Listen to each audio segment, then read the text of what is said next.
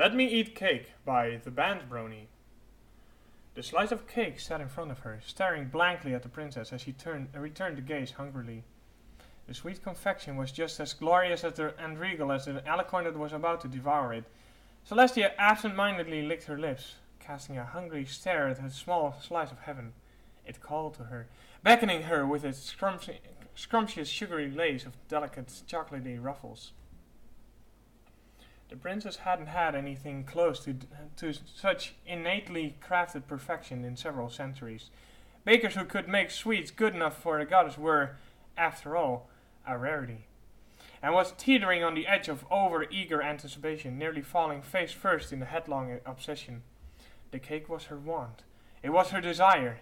It consumed her. She was almost scared to pick it up and disturb it from its perch. Her taste buds, however, screamed with a voice of a manticore for the sweet, velvety lace of grace at her palate and quench the bird. To grace her palate and quench the burning desire for a midday treat that raged in her heart with the intensity of a wildfire. Her pupils begged for release, begging for her just to shove the whole darned piece in at once and end the taunting wait. No, she tired herself mentally. This opportunity wouldn't come again in a long time. She needed to make it last as long as possible. After all, she thought she gave the ravenous, refined gaze at the slice of cake. This was worth savoring.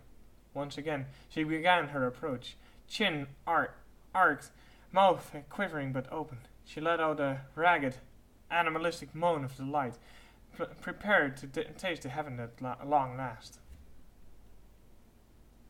Oh, sister, no!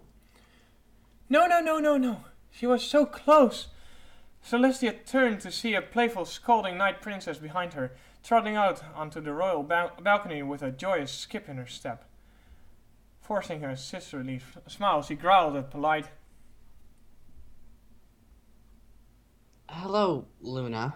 Her tone was dead, every last shred of material happiness being torn away the moment the lunar goddess made her presence known.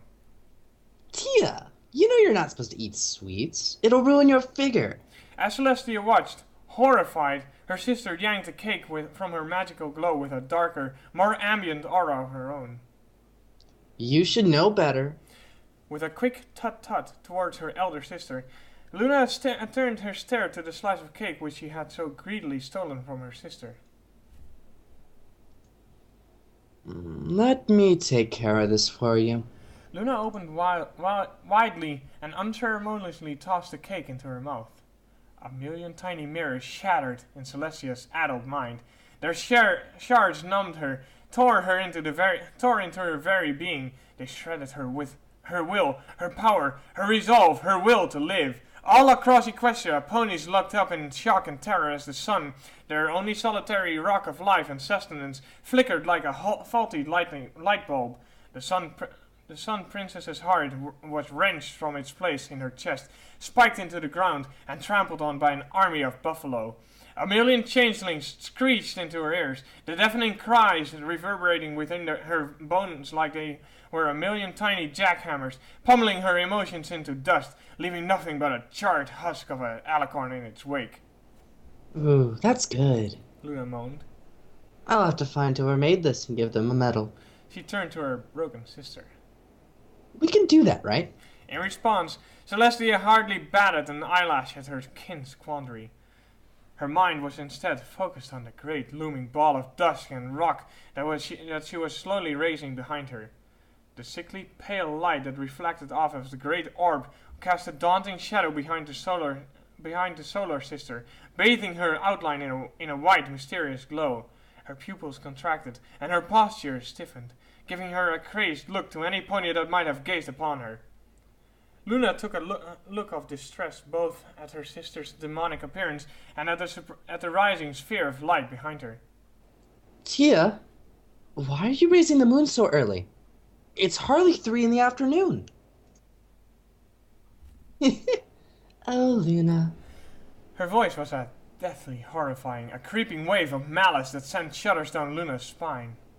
Always the clueless one. She sounded just as her soul fell at the loss of her precious confection, hollow, broken, and vengeful. She spoke again. Tell me, did you enjoy your last banishment to the moon? At this, Luna recoiled. Neither of them ever talked about her banishment. It was a blight on her normally spotless persona, a moment of weakness that had led to a millennia of untold anguish and sorrow. It went without saying that the lunar princess did not particularly enjoy reminiscing about such an event. No. I didn't like it at all. I thought we agreed not to speak of my banishment. Her gaze, though fearful, flared for a moment in spite. Why must you bring up such painful memories? Celestia grinned, revealing a smile of a ruthless mad pony. Oh, I just wanted to make sure your punishment is fitting. Her horn flared with a bright flash that rivaled the sun in luster. Punishment? Tia, what on earth are you... She never got the chance to finish. With a deafening boom mirroring 1,000 of simultaneously thunderclaps, a glorious, terrifying aura of pure, unblinking magic surrounded the younger sister, trapping her in Celestia's dark spell. There, paralyzed in terror and confusion, Celestia catapulted her into the moon with a speed of 100 wonderbolts. As the seething magical prison and the moon collided, the sky went dark. The sun refused to shine. All the stars themselves sputtered and died out. The world was cloaked in a suffocating blanket of inky darkness, complete, encompassing. It smothered, however briefly, all life in the world. As the magical pulse faded, the earth found color again. The sun coughed back to life, pulling on the dredges of its energy to light the world once more. All across Equestria, life breathed a collective sigh of relief, as the world was once again bathed in a precious, life-giving glow. On the balcony of the great Canterlot Palace, home to the sovereign ruler of the vast land of Equestria, a regal-looking white unicorn breathed a soft sigh of satisfaction. As she turned to walk back into the palace and address her distraught people on the horrifying accident that had unfortunately locked her sister into the moon for another millennia, she mumbled to herself. Perhaps another 1,000 years up there will teach you not to steal my cake. Moral of the story? Don't steal Celestia's cake, you dummies! The end.